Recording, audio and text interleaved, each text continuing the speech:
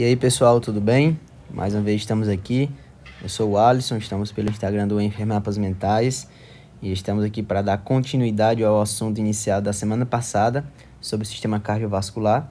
Só que dessa vez a gente vai tratar sobre as patologias do sistema cardiovascular, tá certo? Já peço a você, caso esteja vendo o vídeo no YouTube, curte, comenta, compartilha com os colegas e também aqui no Instagram, manda para os amigos, porque vai ser de suma importância esse compartilhamento do conhecimento com todos, tá bom? Dessa vez eu trouxe aqui o vídeo um pouquinho melhor, o desenho, as palavras para ficar mais fácil de entendermos, tá certo? Então vamos lá. De antemão, eu já digo a vocês que as patologias causadas no sistema cardiovascular é uma das principais causas de morte, não só no Brasil, mas sim no mundo, tá certo? Então, guarda isso aí, porque já é um dado importante, tá bom? Então, aqui está a anatomia do coração. Trouxe mais resumido para vocês terem mais ou menos a noção de como acontece esse fluxo sanguíneo dentro do nosso coração, tá bom?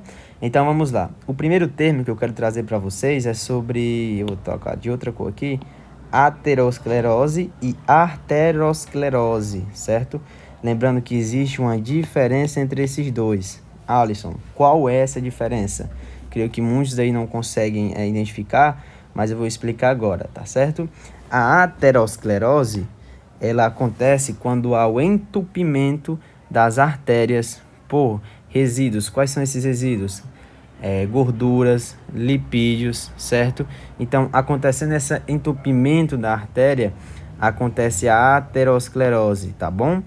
E já a arteriosclerose, ela é identificada pelo envelhecimento das artérias. Aí se dá a questão das pessoas mais idosas terem pressão um pouco mais elevada, certo? Então a arteriosclerose é o envelhecimento, o endurecimento dessas artérias, que consequentemente eleva a pressão, ok? Então vamos lá para o segundo termo que eu quero tratar com vocês aqui, é sobre a angina, certo? Essa angina é o mesmo significado de dor, certo? Então, essa dor, essa angina, ela é causada pelo estreitamento das artérias. Essas artérias que conduzem o sangue ao coração. Lembrando que as artérias levam sangue do corpo para o coração.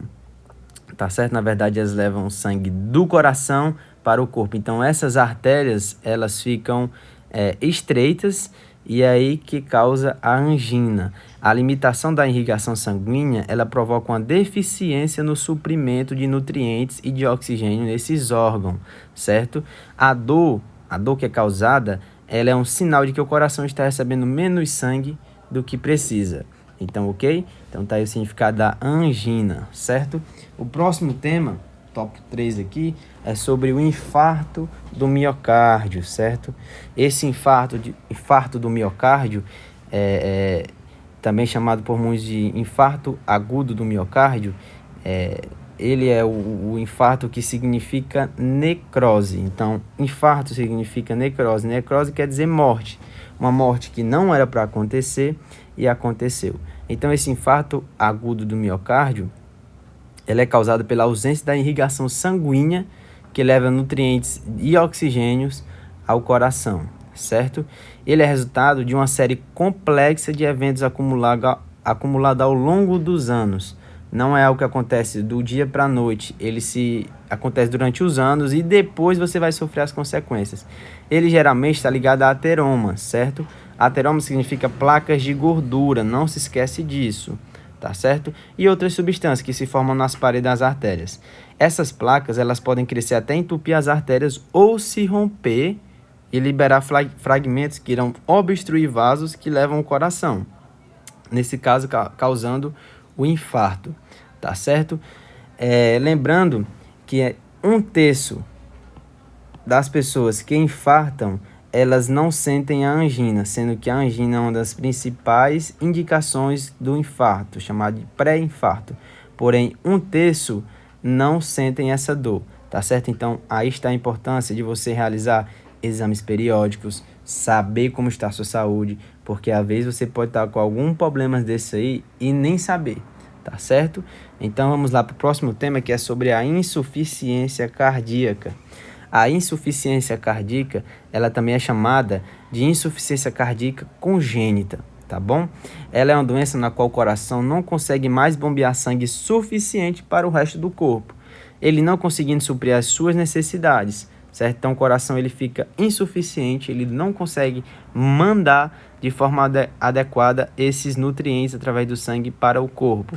Lembrando que a insuficiência cardíaca ela pode ser dividida em duas. Alisson, quais são esses dois tipos de insuficiência cardíaca? A primeira dela é a insuficiência cardíaca sistólica. A insuficiência cardíaca sistólica, ela ocorre quando o músculo cardíaco não consegue bombear ou ejetar o sangue para fora do coração de forma adequada, tá bom? A insuficiência cardíaca diastólica, que é o segundo tema, ela acontece quando os músculos do coração ficam rígidos e não se enchem de sangue facilmente, tá bom? Então tá aí o exemplo para vocês de insuficiência cardíaca, certo? Então vamos lá para o próximo tema, que é a hipertrofia do ventrículo esquerdo. Esse é um tema que provavelmente você nunca ouviu falar e eu vou comentar aqui com vocês. Alisson, o que é a hipertrofia do ventrículo esquerdo? A gente sabe que o coração ele é revestido pelo músculo cardíaco chamado de miocárdio, tá certo? Então essa parte que eu vou riscar aqui de verde para vocês, ela é o miocárdio. Ela é um pouco maior, certo? Ela é onde representa o músculo. E esse miocárdio, principalmente em atletas, pessoas que treinam, fazem muito exercício físico, ele tende a crescer. Claro, já que é um músculo, o músculo ele cresce conforme o exercício. E ele crescendo, o que vai acontecer? Quando esse músculo cresce de forma exagerada, ele começa a descontrolar o fluxo sanguíneo dentro do coração, tá certo? Causando uma grande trofia, um grande crescimento do ventrículo esquerdo, do músculo do miocárdio. Esse músculo crescido, ele vai fazer com que altere o fluxo, então vai ser enviado sangue mais para um lado, menos para o outro, e isso pode causar morte. Então, esse é o lado bom de fazer os exames, porque você vai saber se você já tem alguma hipertrofia, se você já tem algum pré-infarto, uma insuficiência cardíaca, tá certo? Então fica esperto nesse conteúdo, tá bom? O próximo que eu quero mostrar para vocês é o prolapso da válvula mitral. Aqui é o próximo tema, o sexto, prolapso da válvula mitral. Alisson, o que é esse prolapso da válvula mitral? Esse prolapso da válvula mitral é bem simples de entendermos, certo? Vou riscar aqui de outra cor.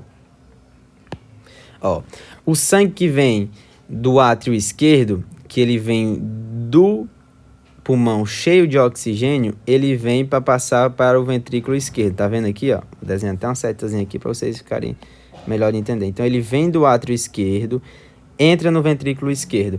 Esse sangue, quando ele é injetado para fora do corpo, parte dele não sai totalmente para o corpo.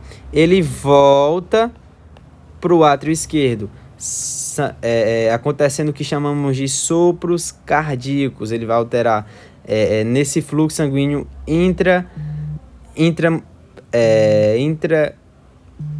no coração, certo? Então, o sangue que era para vir para cá, para ir para o corpo, parte dele volta novamente para o átrio esquerdo. Isso acontecendo, chamamos de prolapso da válvula mitral. Válvula mitral é essa válvula aqui que vai controlar esse fluxo sanguíneo, tá certo? Então, mais um tema aí batido pela gente. Então, vamos lá para o sétimo.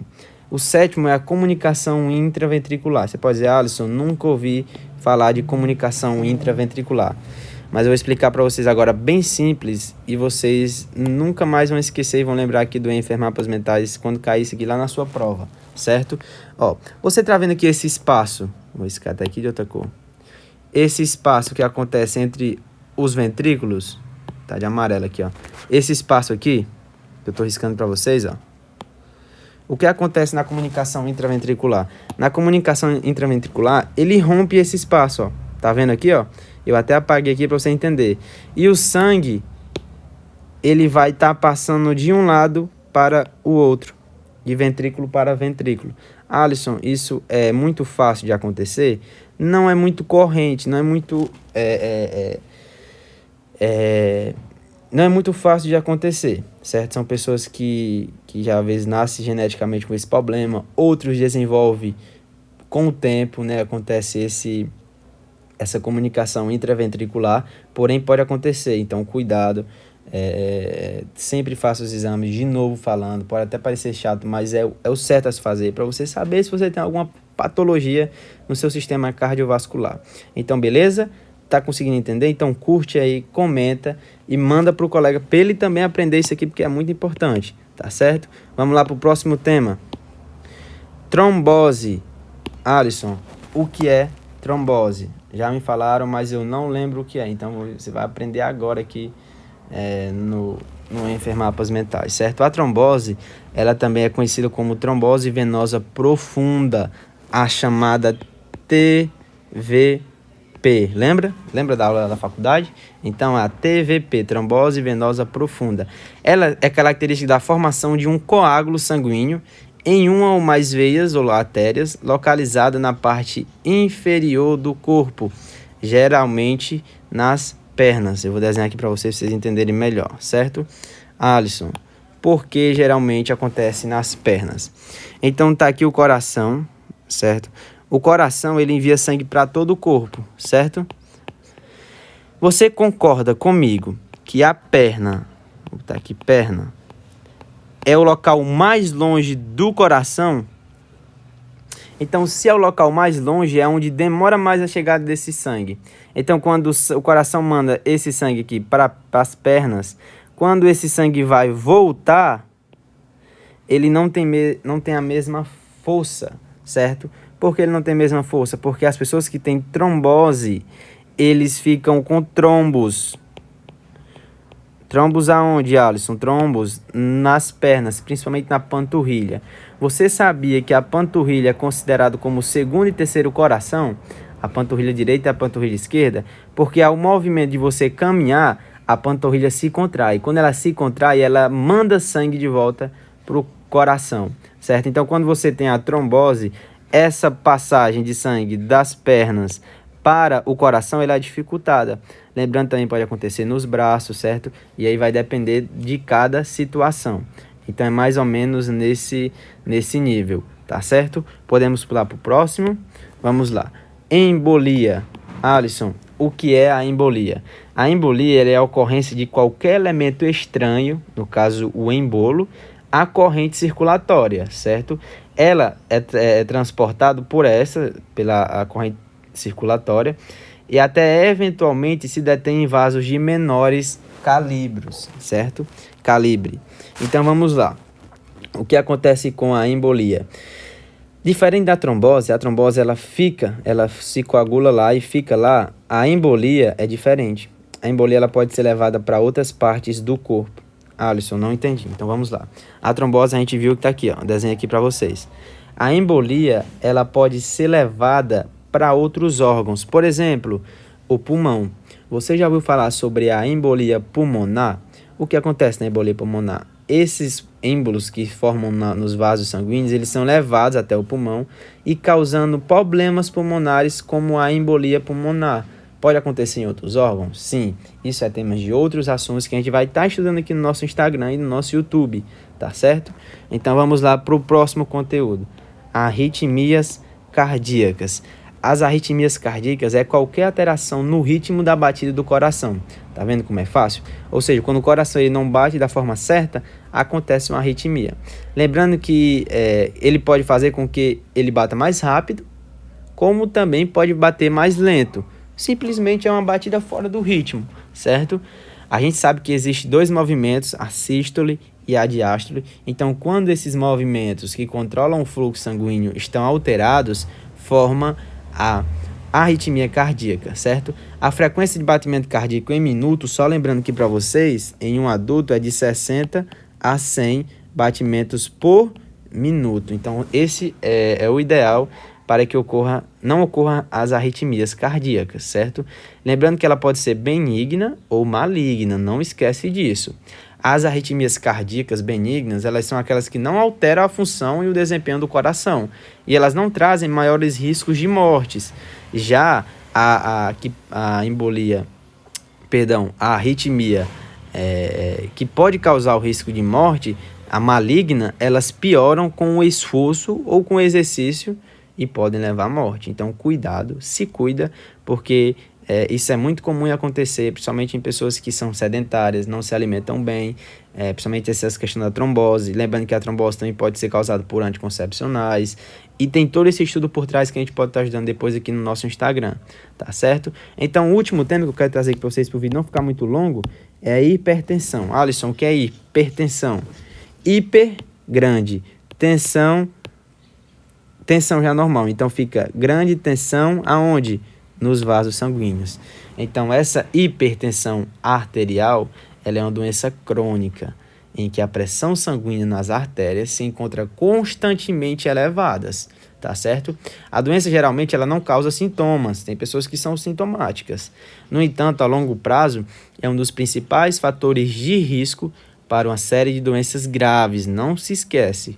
Quais são essas doenças graves, Alisson? Doença arterial coronária, acidente vascular cerebral, insuficiência cardíaca, doença arterial periférica, incapacidade visual e por aí vai, tá certo? Lembrando que essas doenças arteriais coronárias são doenças que surgem ao redor do coração, então ele forma uma coroa, forma de coroa ao redor do coração, então ela pode causar essas doenças coronárias, porque elas estão junto com o coração, tá certo? Então, só para concluir aqui nosso vídeo, Alisson, prevenção, o que é que eu posso fazer para que não ocorra esses problemas aqui comigo relacionados ao sistema circulatório? A primeira dela é o cuidado na sua dieta, certo? Cuidado na sua alimentação, cuidado ao uso de álcool, uso de drogas. Isso pode fazer com que não ocorra essas doenças em você. Então, essa prevenção.